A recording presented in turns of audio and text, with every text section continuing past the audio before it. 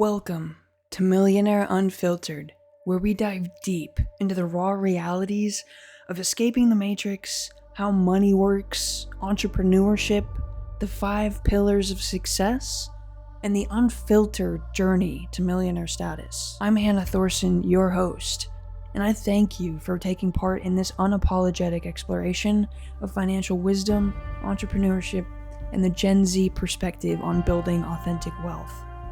In each episode, we're bringing you real talk, real stories, and real strategies to help you unlock your Gen Z millionaire mindset. Being a millionaire is more than just about having millions. It's a mindset and a lifestyle. We don't mess around here, so if you get offended, well, looks like there's some things you need to work on. This is the Millionaire Unfiltered podcast, where purpose meets millions. Hello. Welcome back to Millionaire Unfiltered. I feel like my camera is slanted. It's fine. The podcast is unfiltered, so it's not it's sometimes it's just not going to be perfect. That's just life. Not everything's perfect. So I'm chilling, honestly. But in that vein, I always like to bring up the 5 pillars of success that I curated myself that I believe every entrepreneur needs to have in order to be successful, which is empathy, purpose, connection, finance, and health. So today is going to be heavily centered around empathy and health, and I have the blessing of bringing on another teammate of mine. His name is Jorge Rivas. He's 30 years young. His main vision is to be a leader that helps people go from being dependent to independent. And not just in finance, but in personal growth. And some a little bit more tangible goals that he has. He wants to have at least 10 more teammates, some more Hannahs, some more Jennifers, some more Jakes, some more of himself. And he wants to help at least 500 people financially before the year ends. So George is actually the person that I met that I even got into this business.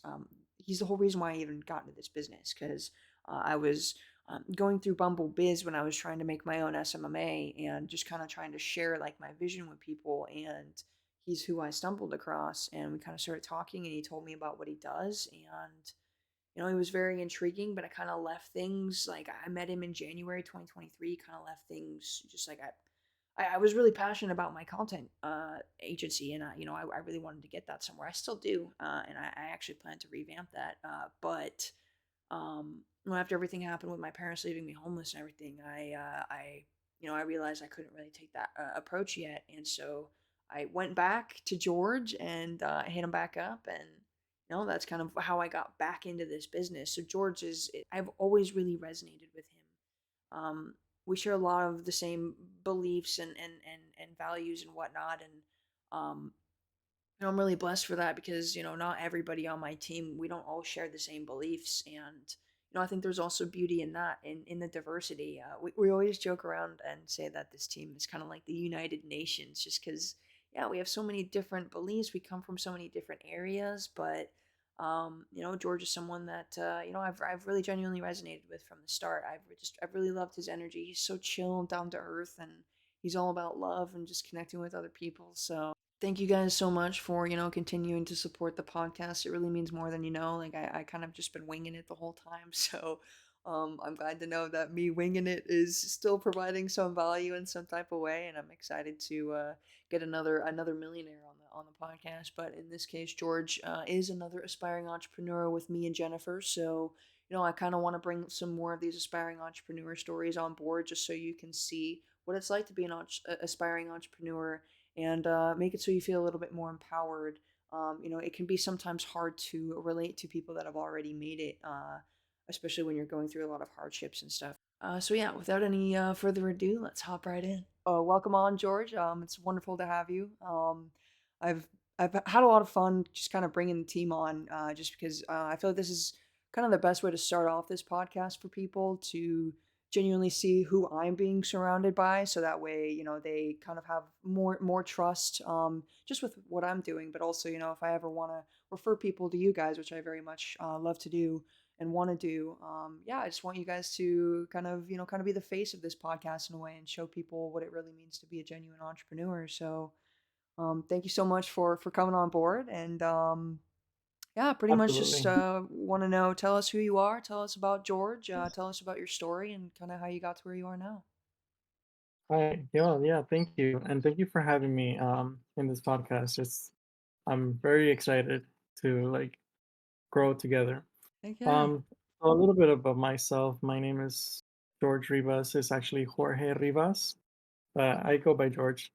Um so basically, um I I understood finance was very important.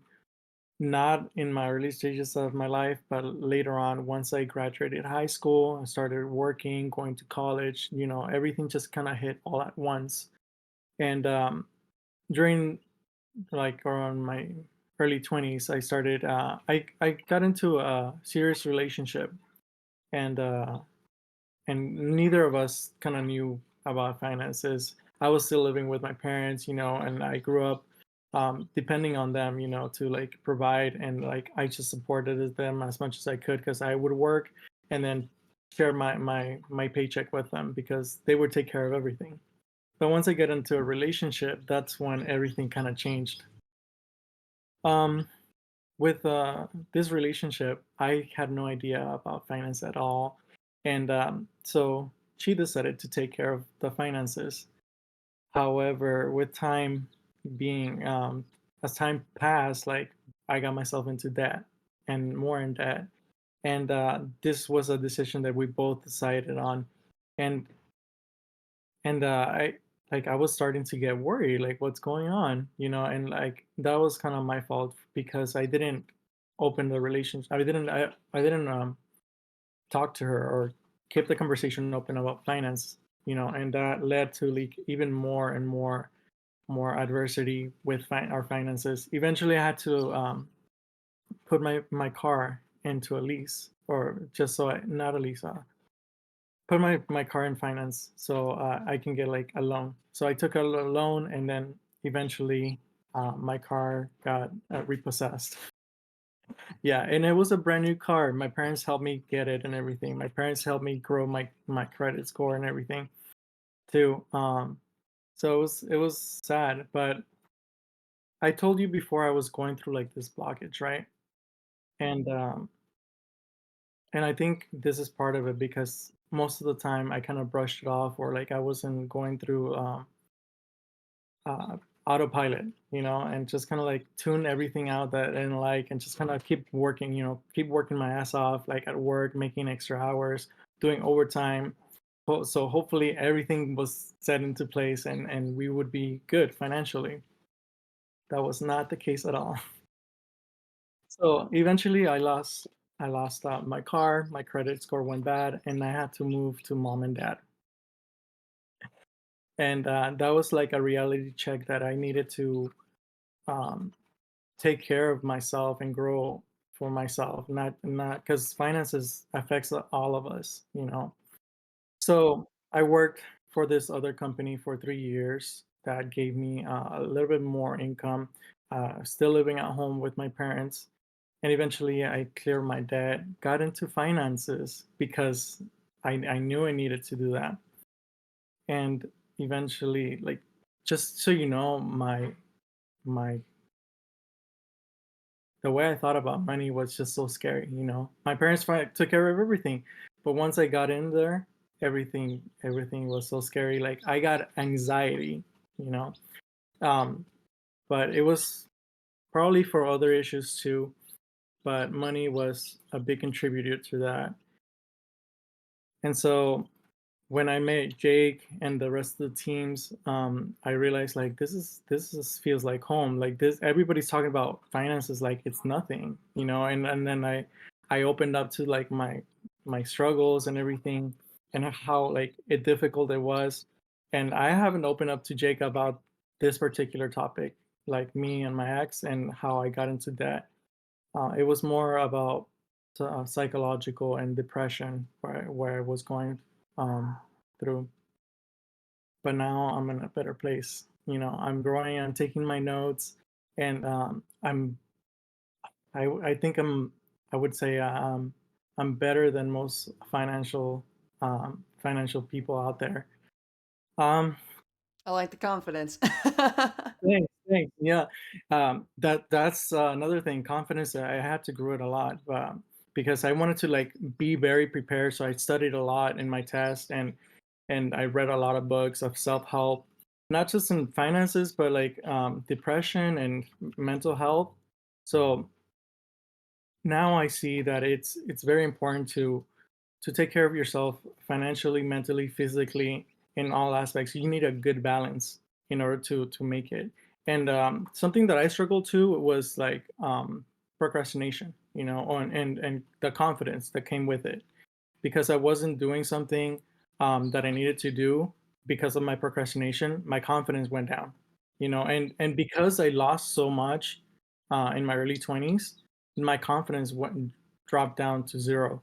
I don't know what's below zero, but I don't want to there's find out. right. But always somebody always told me, once you hit the floor, the only way is to bounce back right back up, right? So slowly I've been gaining more knowledge and gaining more confidence. And the more I do things, the more action I start taking, the more confidence I start building. I will And say, and so, since I met you, which was January of 2023 last year, yeah, you are a right, completely different person. You're a completely different person. Like, when I first met you, you were so shy and just like really grounded. Like you used to tell me that you were, your energy was, kind of mundane and boring or whatnot. But like, I feel like you've almost like expounded upon the mundaneness in that you realize it's not mundane, it's just that you are a very grounded and kind of a suave personality, if you will. And I feel like you've kind of molded yourself into that, where now you don't see your energy as necessarily mundane or, quaint, but you see it as like kind of like a professional, like James Bond-esque kind of personality almost. right. That's just, I feel like that's what you've morphed into, and it's only I'm been a year. surprised you still remember that. I do remember that moment, and I was a little bit like unself not self doubt, but like I wasn't too sure. I didn't feel ready. Sorry about that. I didn't feel too ready. I was still like establishing my platform and myself in this business, and finding my own identity when I first met you. So like I can see myself telling you that I do remember, but now I'm embracing that mellow kind of down to earth kind of guy. Um, I'm not the I'm not the loudest, and I'm not gonna be the most talkative. But when I do speak, I hope that to be the most impactful, and definitely I'm more of a listener. I feel where I can listen to people and like understand where you're or try to understand where you're coming from, so I can give you the best advice that I can. I know adversity, and I don't mind sharing, but I was from my sexual abuse to going through like depression, anxiety, and even trying to commit suicide at one point in my life. Yes, I did try to commit suicide, and I'm not afraid to talk about it as I used to. um Mostly what affected me was the sexual abuse as a child, but it was such a journey, and I feel like it taught me so much about love and myself, self-love. And once I overcame it, I knew that I'm much better because of it. I because I learned something that I don't think you can experience without it, and that's pretty much resilience. Because I went through another path that no one did, and it changed my perspective. It changed my perspective of love, and so, but once I overcame it, like everything just started clicking. Like I became more of an empath. I started understanding people's like emotions, and like oh, like this is serious now. Like how to read a room, that's a skill on its own. And for me, I've always been like that, just kind of like more quiet, trying to elevate myself and start elevating others, giving each other compliments and making them feel good. I will share one little thing about my depression and for me trying to commit suicide. It was after one of my jobs. I was like so done with life. I was going through like such emotional time because like I felt so sorry for myself. Why me? You know, why me? And everything's like against me, and I can't even move forward because I feel stuck. Like I'm just stuck in this job and can't do anything else. I can't go on vacation because like my job doesn't let me. Um, and you know, nobody shows any appreciation until one moment. My my supervisor, she wasn't the manager, but she was the reason I got that job in the first place. She made a like a silly joke, and that made me smile. And just so you can get a perspective, I was raging. I was just kicking boxes like I'm gonna commit suicide when I get home. I don't care anymore. And then she told me a joke, made me laugh because she knows me a little bit better. And then started laughing, like that changed everything because like, and then I started sobbing. And she's imagine you tell me a joke and like oh shit, like she laughs and then like oh Yeah, like I can tell, okay, yeah. all right, George, like if you need to take a break, you can go take a break. Like, and then she knew as soon as she saw me sobbing, she knew like he's going through something. So I'm gonna let him have a break, and in that 15 minutes of my break, I contemplated and reflected on my habits, my decisions, the way I was thinking. Like this isn't right. You know, there has to be a better way of living life. And so I made myself a promise that I would never try to commit suicide ever again. And I kept that promise. You know, so Thank here. God, thank God. No, thank you for And sharing so. that. That's, I can relate to that. I had suicidal thoughts after everything that happened with Matthew. Just because he had a huge impact on my life. Even in the short amount of time that I had known him, and I had those exact same thoughts myself. Um, woe is me. Why do I keep losing really important people? I had a friend in high school. She'd committed suicide, and I saw her open casket and everything, and that was like my first experience like seeing suicide like firsthand. So um I at that point in time I was like, I'm never doing this. Like I'm never going to hurt my family like this. I could never, like, I could never do this to myself, and then everything happened with Matthew, and it's like those thoughts still kind of crept up. But it's interesting Right. that like death is a it's almost a reason to live. I was reading Subtle Art of Not Giving a Fuck, and um Yes, I love there that book. yeah, and there's a quote in it that like really rung true, and it's exactly what happened with me and Matthew. But it's oddly, it was someone else's death that gave me permission to finally live.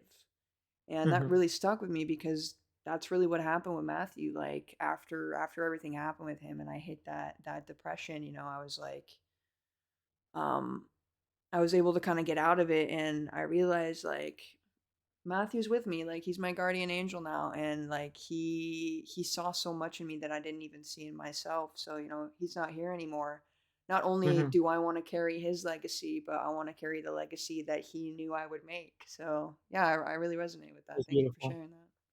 And honestly, and that made me realize that like that little thing that my supervisor did for me was everything. And I don't think she knew at the time, you know, because like she elevated me, you know, she made me feel good. And even though it wasn't a compliment, but she made me laugh, you know. And there's more to life than just like depression and sorrow and adversity, you know. Most of us are focusing on the negative and not really looking at the cup half full. And I'm doing my best to give more than to receive, you know, because if I can leave somebody a little better than how I found them, then that could mean so much. You know, they could. they go on their day, and not a lot of people know how to handle their emotions. I know I didn't, you know, and it was the emotional intelligence that got me here. Is the emotional awareness, kind of like sit down and reflect about what you're going through and unpacking it. And I didn't do it alone. I had friends too that helped me understand this and unpacking it and how to move forward. It's like a river, like, and if it gets stuck somewhere, it's gonna condense and then it's gonna get moldy and whatever. So Yeah. you need to unblock it and get that moving, get that Yeah. moving and flowing. And I would love to help other people get into that flow state, a flow state of like taking action, for being productive. I know I suffered from procrastination a lot, but I'm doing daily habits that is gonna get me there. And I feel like I'm getting there already. But I don't like to say I'm there, because that closes the door to like growth. Once I say, oh, like, I'm good, like I made it, that just tells me I'm done. Like I'm done growing, and I Yeah, don't want to stop growing. there's no fun in the outcome already having been completed. That's why they like I literally like I have a fortune right here. Like I remind myself every day that your reward is the walk, not the destination. It's like it's all in the Exactly. journey. So like we just talked about it, life fucking sucks sometimes, and it can be extremely hard to maintain a really good work life balance. So how do you personally, after everything that you've been through, after all the like all your anxiety and depression and kind of understanding the importance of um, maintaining your mental health while taking action, how do you prioritize maintaining your physical and mental health amidst the demands and stresses of pursuing your goals? That's a good question. I would say one step at a time for sure. Don't try to do everything all at once because you just overwhelm yourself and you won't get anything done. Um, Definitely one when you're in that state where like you feel stuck and you can't make a decision, you gotta maybe sit down for a couple minutes, and it doesn't have to be a lot. It could be like 5 minutes and write down all the things that are blocking you, like are bothering you, and for each one, make a decision and run with it. It could be the wrong decision, but you're doing something. You're not being stuck there, and that's something that I realize, because sometimes I get overwhelmed with this and that, and then I get stuck. I get like paralyzed with decisions. So sit down, write it down, and then just brainstorm, and then circle the one that you decide and run with it. Could be the wrong one, it could be the right, but you at that moment you don't care. You're still taking the steps to get out of that, and that's how I started making my decision now. I like And that. you also gotta make sure to plan so you don't get into those positions ever again. Um, for example, like making it harder, for example, to be on your phone. If you're like your problem is like social media and you keep going back to social media. I know I did. Either delete it or make it difficult for you to go back. So I put it away in a hidden folder in another folder and just make it really difficult for you or just limit yourself. Another thing that you can do is like, you know what that book, Atomic Habits? Yeah. So that's a really great book that teaches you on how to like stay more active and break all those bad habits. So definitely, I would say that. Yeah, no, and I agree. I think like for me, one I was literally thinking Atomic Habits when you were talking earlier, because like literally just like the act of starting to make your bed every morning, just doing that every day, like nothing else, just having a habit of doing something that makes you feel good inside, or you feel good when you come back and you see your bed made. Just doing that, those habits will tend to compound into bigger and bigger habits, into the ones you Hmm. actually want. But like for example, for me, when it comes to mental health and like balancing between that and like I guess pursuing my goals. For example, like um when I was like trying to build my Twitter community and stuff, I was like I was trying to figure out how to uh how much time to put into growing my community while also like figuring out how long I should be on the app for. And Mhm, I realized, as I was starting to grow, like I was getting more notifications, I was getting more DMs, I was getting more messages. So mhm, it required me to be on the app more. And so I was like, okay, this is mhm. starting to feel a little bit overwhelming now. Like, how am I going to handle this? So I actually turned off all of my Twitter notifications. Like, I don't even have them on anymore. And I made a promise to myself that like I'm not going to do anything business after 8 p.m. because it doesn't feel right for me to do anything after 8 p.m. because I've pretty much spent my entire waking day like doing like pursuing my goals essentially. So I don't want to like I guess go overboard and start doing it at night too, and then just kind of make it my whole life. Because then at that point I'm just gonna burn out, and Yeah. I've been through burnout before. It's not fun.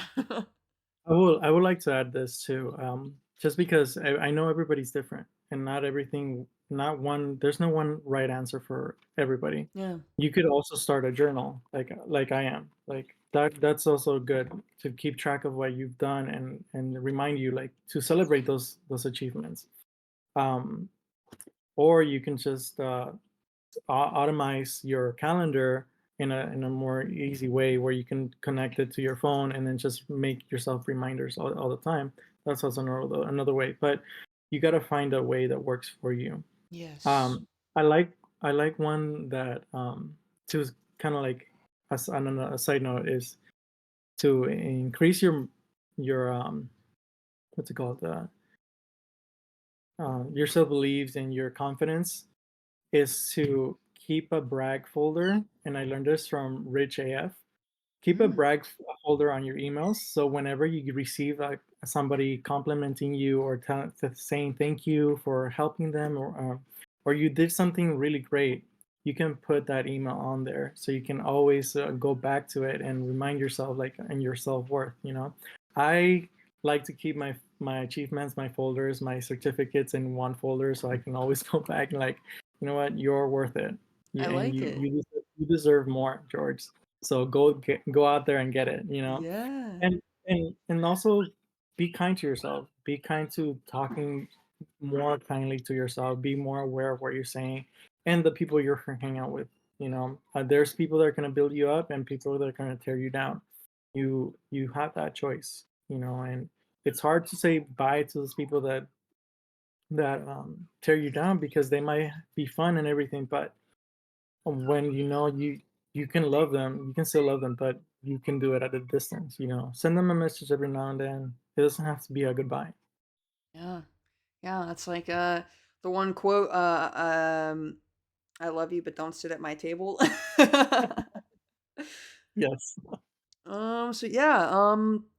Yeah. So I guess the next thing is, um, many people, as they become more financially free, they tend to splurge and they will upgrade their lifestyle, so much so to the point where they actually end up spending more that they make and save.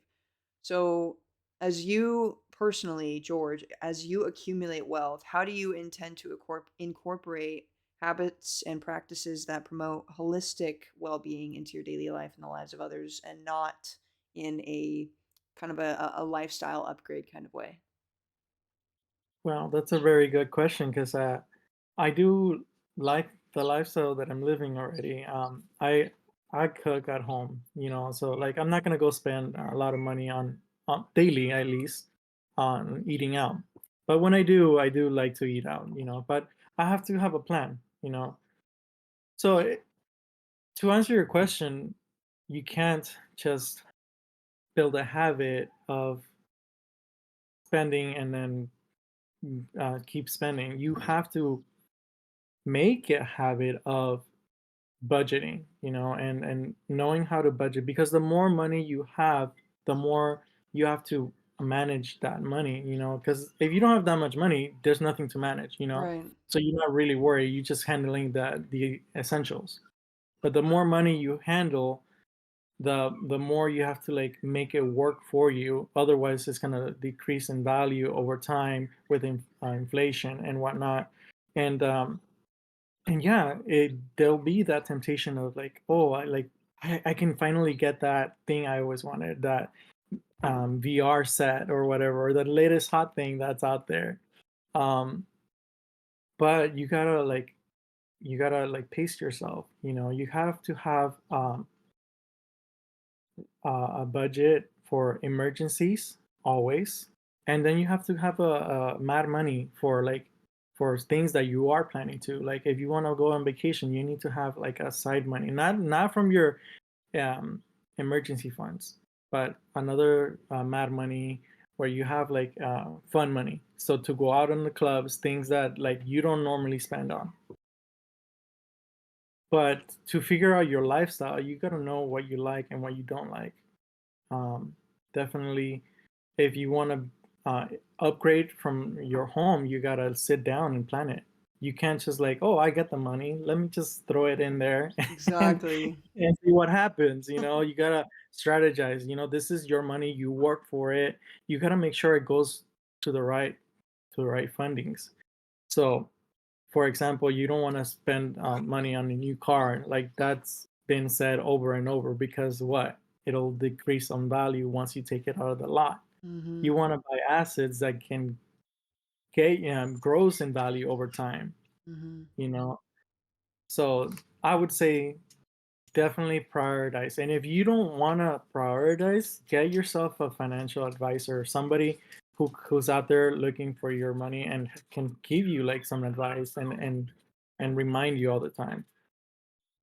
I Um, think I think you hit the nail on the head with patience, cuz like for me I know for a fact I want to live a luxurious life. I'm going to have luxury cars, I'm going to have $1 million houses and mansions and whatnot. Like I know that I'm going to have an extravagant life, but I know it's going to take a bit to get there, and I can't just as soon as I make 100K splurge it on, a couple cars. I have to invest that money into a trust fund, invest it into diversify it into multiple, portfolios and whatnot. So it's like that patience, you have to almost suck up some of your desires in the beginning of your journey, because if you don't, you're just wasting all of the hard work you just put in for what? Short-term satisfaction, short-term, egoic exactly. gain. It's like it's not going to get you anywhere, and you're just going to keep ending up in the same scenario of, oh, I'm almost there, oh, I got what I wanted, oh gosh, I just lost everything, now I have to give back what I just got. Like it's like that's such a harsh like cycle to be in, of like, make, spend, debt, taxes, repeat. Yeah. Well, I would say also with that, like you don't have to buy luxury stuff to like show it off, to show off that you're successful. It's Exactly. nice to have nice things, you know. I prefer comfort over like fashion. So but if it's fashionable, then there's a plus. But I prefer comfort over anything else. So like for my car, I love my Toyota. Like Heck it's yeah. not a gas guzzler. I it gets me from point A to point B. But that's just the way I think. But if you really want it, not because you want to show it off, but because you really like it, you like sports and you like nice luxurious car, then by all means, make sure you save up and plan for it. Yeah. But at the same time, also, you can't be buying Starbucks or spending $5 in coffee every day. There's some sacrifice that you have to be make at the same time. Or you can start a side hustle. There's so many ways to make more money, Oh, but you gotta 100%. like sit down and plan. People don't plan to fail, but they do plan. They fail to plan. Yeah, that is true. That is true. So a little bit of a pivot here, uh, uh, every single person has gone through gossip and drama. We've all experienced talking shit about others, especially when we don't get our way. Um, one thing about getting into business and entrepreneurship is it causes a major ego death. So, meaning you have to face constant rejection and hatred, and then you have to learn how to navigate such a dark, like a dark side effect. that business while not succumbing to egoic tendencies like talking bad about the prospects that you've worked with, or talking bad maybe about, maybe you went and talked to someone and they treated you really poorly. How do you like making sure not to succumb to your egoic tendencies of just talking shit about them. So um how has like this entrepreneurial journey changed your beliefs around how to genuinely connect and care for others, especially when they don't want to be helped and when they don't share your vision? Well, mm, remember Rudy? He has has that mentality of coming in with grace. If you're only responsible for yourself when it comes to people. I worked in customer service a lot, and I understand when people come to Jack in the Box because that was my first job. They're hangry all the time, so I Yeah. understood like, hey, like just chill. I'll get your burger. Just so it's always having patience. Patience with yourself and patience with the client. Because you got to come from a place of understanding, and that's what Rudy is talking about, coming with a grace, making sure that you can relate and make sure that you understand what the situation is. Because once once you get triggered and start like losing your shit, then excuse my language, No, go for it. then definitely it goes on like into ongoing battle, and then that can just ruin your whole day. Like, who wants that? So I would say come have a lot of patience with yourself and the client, and just understand that there's a process to everything, and it might not be the right time, and it might not be the right time for them or for you to like keep going on that direction.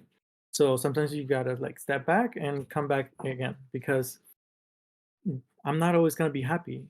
No one's always happy. So you have to like take the time to understand what situation you're in and deal with it as it comes.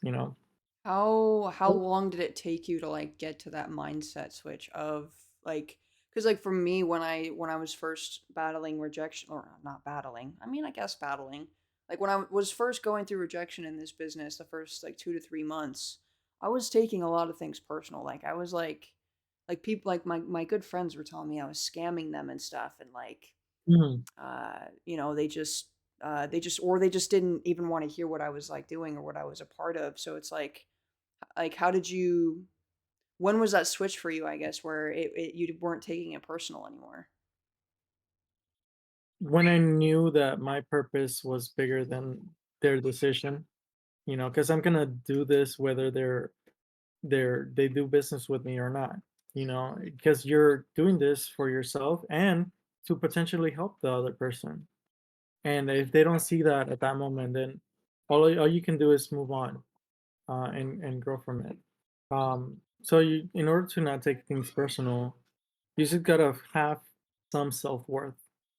You gotta build yourself to know that what you're doing is the right thing, and this works for you. It doesn't work for anybody. Understand that it's not for everybody, but it works for you, and you just gotta keep pushing and not get discouraged. Because if you get discouraged from the first person that says no to you, then and then you gotta like sit back and reflect and make some decisions, like what can I do, or consider the fact that this might not be for you. um but I would say the first one, definitely try again, because maybe the first person that you encounter wasn't the right person, and you just gotta keep pushing, because there's someone out there that needs our help. And if you wallow like I did the first times, then nothing's gonna ever gonna get done, and people are still gonna need help. You know. Yeah. So I would say know your worth and build yourself up by some more self confidence, one step at a time. It's a growing process. I like it. Heck yeah. Yeah. Self-worth, self-love. That's what it's all about, man. So kind of going back to what we were talking about earlier, how has being an entrepreneur changed your mindset, especially when it comes to personal development and overcoming traumas of your past? It taught me so much when it comes to my self worth. because entrepreneuring, when I thought of entrepreneur was like, oh, this businessman, very dull, very boring, just like crunching numbers on a desk. And like my family always thought like I needed to work in an office. So, but I never saw myself doing that because I didn't grow up around that. My dad is a construction worker, so that's all I knew. But once I start working in the field, it taught me like so much value about like developing people, and like it's we're in the business of building people, you know. And when I first met Jake, like he built me up, you know, and told me that I could do it, and I did. You know, I got my licenses. I'm working so much, so hard, and it just it opens the door to like new possibilities that I never thought I would. It's kind of like that study about the fleas, you know, they're stuck in a jar and then they put a lid on it, and then they get used to only jumping so high. But once they took it off, they couldn't jump outside. Even Right. the next, even newer generations didn't know that they can jump outside of it. So that's how I felt. Like I felt like the lid was open and I can just do anything. It opened the possibilities to like be more than what I used to be, and more than having more time. And so it opened the doors to a whole new possibilities, and it really gained me more confidence because I never thought I could be a financial advisor. I never thought that I can be an entrepreneur. I never thought that I can own my own business, but here I am. Yeah. No, I love that. And like for me, I personal development, that was like the last thing that I expected doing getting into this. Like, I joined this business with Jake, and, everything was just it was about, finance and the licensing, learning new things. And then, about 3, 4 months in, I started like questioning my childhood for some reason, and I started like questioning my childhood beliefs and stuff. And it's just crazy how being an entrepreneur, especially with a very supportive team and a very cohesive team where we share the same energy, has caused me to literally dive into my childhood traumas and like you said, like I'm releasing that cap, but unlike the fleas, I'm like rising above, and I'm able to rise above, the lid that I've almost been like putting on myself. It's like entrepreneurship is almost like a direct reflection and a direct mirror of everything you don't like about yourself. It's like, and I think that's why it's so hard for people to get into entrepreneurship, because once they start doing all this stuff and they start seeing all these beliefs that they used to have, they're like coming to the surface. And then you're starting to have all these self-limiting beliefs come up, and then you're starting to question if entrepreneurship is even for you. And it's like, it's crazy. I never would have thought that like my childhood traumas of like my brother, like, I told you before, he molested me for 2 years. I had no idea that, like, I thought I had fully healed from that. I thought that that I had forgiven him, but I had to go back and literally, like you said, journal my entire childhood and then be like, okay, I was writing it down, and like I could barely look at the journal. Like I was able to write it down, but then when I went back to reflect on everything I wrote, I almost couldn't even read my childhood because I was like, oh my gosh, that's what I went through. And like I haven't like actually released any of this. And I had no idea that all of that, everything that I went through in my childhood, was literally how I've been going about business. Like I was thinking that that I was at fault for what happened to my brother, and that maybe there was something I could have done different, and then that was translating into my business of like every time somebody would say no, I felt like it was my fault. I felt like I did something wrong. I was trying to be a good person, but so it's like it's just crazy how everything intersects. You never would have thought. Yeah, definitely. And that's I feel like that entrepreneuring does open the possibilities to like help others as well too, because of the flow state we were talking about. We definitely want to make sure we help each other out Yeah. because most of us feel stuck and we don't even know why sometimes. And I'm glad you shared that because for those reasons you just you never know like what's blocking you, and there may come more blockage in the future, and you just don't know how to handle it. And it's going through it, having building your connections, and pretty much open to change, because if you're not open to change, then you're always going to be in that same hamster wheel, and Purgatory. No oh, thanks. right, Yeah. definitely. So I have two more questions left. Yeah. Um, what does it mean for you personally to go from being dependent to independent? What does that process look like? Right. To be from dependent to independent, there's a process, and it has to do with like your identity. How you see yourself, that mental state of like the way you see yourself. Um, I know I depended on my parents a lot for a lot of advice and a lot of support. And eventually I looked at that in my relationships as well. And that was the wrong way to think about it. So because I depend on my friends, my family for advice, not just finances. It's not. It's being like so insecure about yourself that you don't know where to go. You don't know if you can even sneeze without permission. Yeah. I felt like that. I felt like I needed to ask for everything, but you have to from going through that process, you have to like build yourself up. And I felt like I went through that. I there were so many doubts in my mind that I couldn't figure out on my own. But it's a slow process of taking one step at a time to change little by little, and realizing that you are worth it, and you could change, and you don't have to depend on somebody else. You can just figure out on your own, and it takes some work. But you can definitely do anything you want if you put your mind into it and then you spend the time. But if you're always depending on somebody, you have the safety net, and you're always kind of count on that safety net. You gotta make sure you don't count on that safety net, because well, you just gotta do it first, because at some point that safety net is not gonna be there, and gonna have to figure it out on your own, no matter what. It's So I would say, interesting because like me and you we are kind of in polar opposites. Like I came from a place of being extremely hyper independent to the point where I couldn't ask people for help. I had to do everything on my own. So what would you say in those regards? How how do you become independent but not so much to a point where it becomes like a little too much, or where you're not even asking other people for help, or you're not even counting on others? well, there are some things that you could ask for help.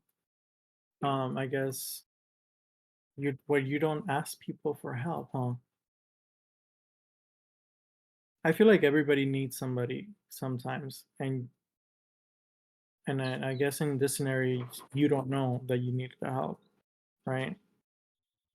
It was more that I was hyper independent because like I felt like I could do everything on my own, and Hmm. I almost there was a self-limiting belief in that, like if I asked for help I was taking from others, and like I just felt more confident doing everything on my own, because then one, I could have something to be proud of that I did, but two, it's like I didn't have to ask anybody else to do it. I was just able to do it, and I didn't take from anybody. I didn't take anybody's energy, so it was like yeah, it came from a really selfless place almost, but like too selfless to the point where I was like because I was doing everything on my own so much, I was almost like a little internal resentment was building up inside, where it was like I'm doing so much and nobody else is helping me. Like why am I doing this all alone? And it, like, even though it was coming from a selfless place, I was also getting upset about it, which was very, very bizarre. But yeah. For that, I would say, um, if you can figure things out on your own, great. Like that's more power to you.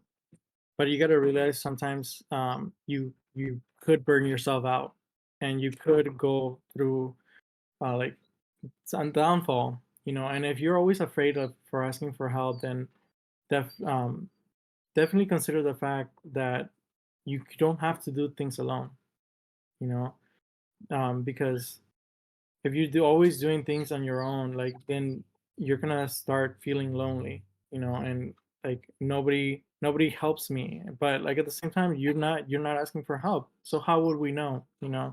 And with that, I would say don't rob somebody from the opportunity from growing by helping others, because sometimes, and I'm not saying always, but sometimes there's some moments where you can raise somebody up by letting them helping you know, and they might know the answer, but they're so insecure with themselves that they're not confident enough.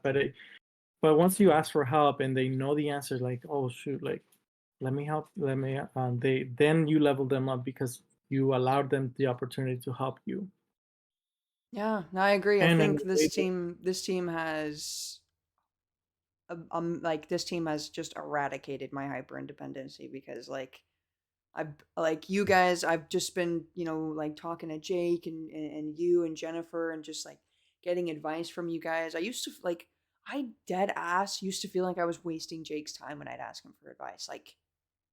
Like if I wasn't like hopping on meetings with him, I just felt like I was wasting his time. And it took me a while to get out of that. Like a solid probably 3 or 4 months before I actually started feeling like genuinely a part of this team and like feeling like okay, like I'm not in this on my own. And I really want people to like know that. Like I guess for me, I just genuinely want people to know that they shouldn't go through things alone. If you are a solopreneur, you're gonna end up alone. You're gonna get burnt out because you can't do everything on your own for the rest of your life. It's just we weren't yeah. humans weren't wired that way. There's a couple lone wolves out there, I'm sure, and I'm sure they've kicked ass and probably created some amazing legacies, but that's very rare occasion. It's like most of us we need others, like we thrive on that connection, we thrive on being able to empathize with each other and give each other advice and stuff. So yeah, I Mhm. completely agree with that. Thank you. Yeah, definitely. You're in business for yourself, but not by yourself, and you don't have to go it alone Yeah, because there's so many great mentors out there, you know. yeah. But yeah, from that dependency to, um, sorry, um, I guess when I was talking about independence, I mean dependency to independence, it's more about like the self doubt again, you know, because you rely on other people to build you up and always building you up when you're like stuck in this mopey feeling. And yeah, and also financially too, like sometimes you depend on it too much, so you get comfortable. And I'm always afraid of being that one person that gets too comfortable and doesn't get nowhere. And like I'm not even running in the hamster wheel, I'm just laying there in the hamster wheel. but but like I get able to realize that I'm in the hamster wheel and get out of it. I'm like, oh shoot, like there's a bigger world out there. And I want to help people get out of that, out of that funk, that mental state of like getting stuck there. And once you grow your confidence, then realize that you can do anything. And not just that, but you're worth it. You're so worth you deserve so much more than what you already have. Because it's hard to live that lifestyle and it's hard to grow yourself, but you got to choose your heart, being there mindless or growing and making choices and being free up to do whatever you want. But you got to make a choice. Yeah, yeah, I love it. I love it, and that perfectly goes into my last question for you, which is what challenges were you personally facing, like what challenges that you generally resonate with and you feel like stuck out the most to you in the very beginning of your journey as an entrepreneur, and what advice do you have for those going through similar challenges? That's of love. the confidence, that's self belief that like I deserve to be here. I was going through depression, and I knew it. I got it to snap out of it, and I felt like I screw up. Everything I did was wrong. Nothing I did was right. But it was because I was focusing too much on that. So I had a lot of self limited beliefs. I everything I was focused on was negative. You know, I wanted more, and so I kept showing up. I kept showing up to Jake. He taught me so much. He elevated me. He gave me so much advice. He told me like how worth it I am and how much he believed in me more than I believed in myself, and that just boosted me little by little. It was such a hard process because I'm sure most of us feel that way sometimes, and like, oh, I don't deserve this, you know. But I would say that, like, and also to being taken advantage of your kindness. I know many of us out there like go through life being so kind that people start taking your time, and like, oh, can you help me with this? Help me with this. My friend did an analogy like you have so many tokens with you, like, and for me, I had George tokens. So like I could only give so many tokens away before I ran out and have some time for myself, and you gotta prioritize, draw that line, and make sure you have enough tokens for yourself before you have somebody else, you know? So help yourself first, build yourself to be in a position to give a lot of tokens to everybody else, that your loved ones and stuff. So sometimes you just gotta say no. I very much resonate with that. Uh, like this is what I tell almost every person. Like like one of the biggest things I tell people is you gotta have your mask on first before you put your mask on others. Hmm. And when I was working with art chops for those 9 months, like it was crazy because I lost 30 pounds just sitting in a chair, like doing office work, essentially, just CEO work. And I That's had, funny. I had Most like, people gain. huh? That's funny. Most people gain weight just sitting on a Literally, chair. literally, yeah. I was like, I'm beating the odds. I'm like, what's happening?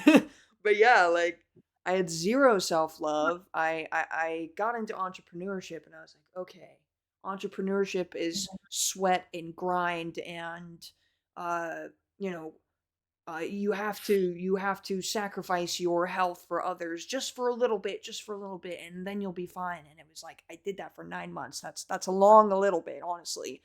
And when everything happened with Matthew, I don't know how. Like, I don't know if this was just the universe, like, just being like, just get on this call because you need to hear this. But, like, it was 2 days after Matthew had passed away.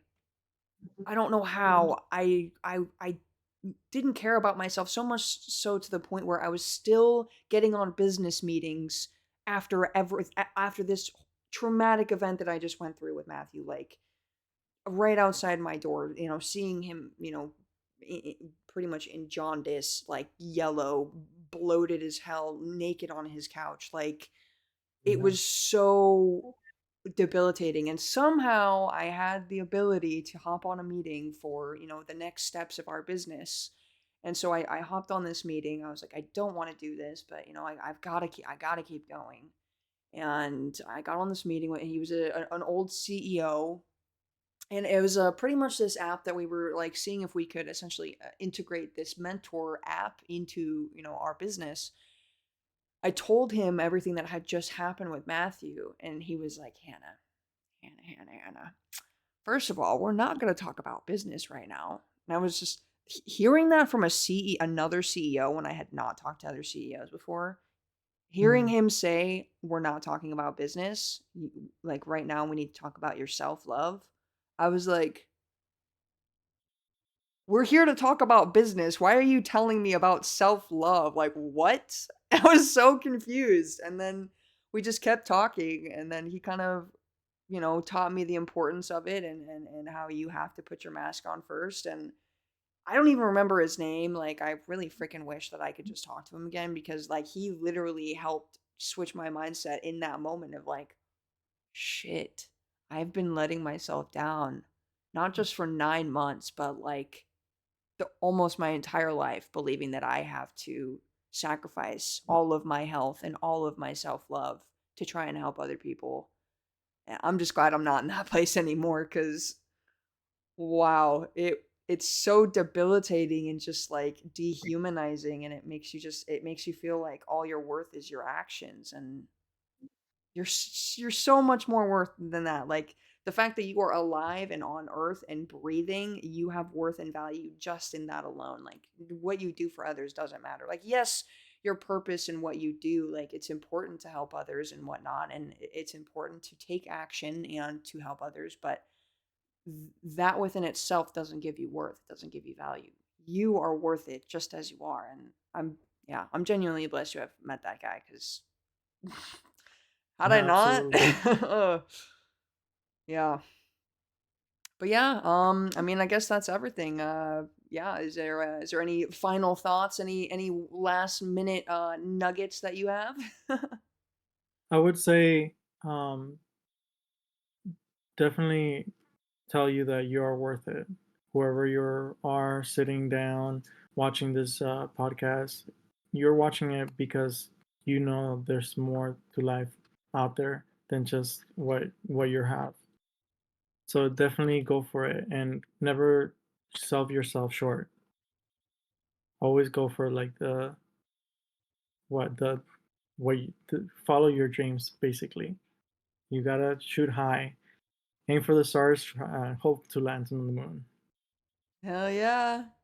I love it. That's no, it's a glorious way to end things. Just because rockets are like it's like my one of my main emojis. So, oh hell yeah, dude, this was sick. I had a feeling this was gonna be a really like chill, kind of lax episode where we could kind of dive a little bit deeper into some of the more personal things. The previous episodes I've had, they haven't been necessarily deep personal.